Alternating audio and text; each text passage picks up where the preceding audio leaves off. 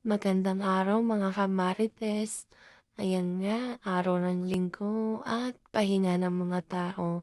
Dahil nga maraming ganap nung Sabado, dahil in-announce ni Kapitan ang makakasama at makakakuha ng paayuda ni Kapitan.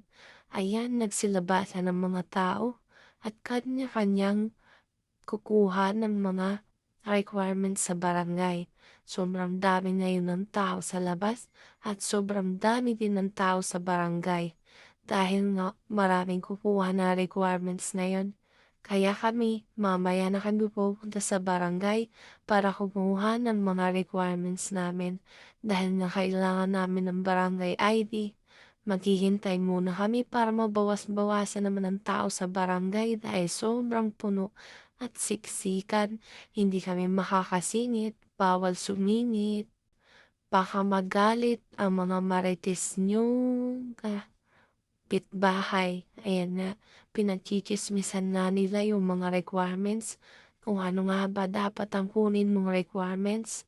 Kasi merong mga kukuha ng mga barangay ID o kaya mga authorization kung hindi sila ang kukuha ng kanilang ayuda o ipapakuha na lang sa iba. Kaya kailangan nilang kumuha ng authorization. Ayan nga, dito nga sa labas ang daming tao. Ayan, meron din mga batang makukulit na kung ano-anong ginagawa. Ayan, kung mapapansin nyo, ang kukulit ng mga batang ito. Kung ano-anong ginagawa dito sa labas. Hanggang doon na lamang muna ang aking video. Maraming salamat.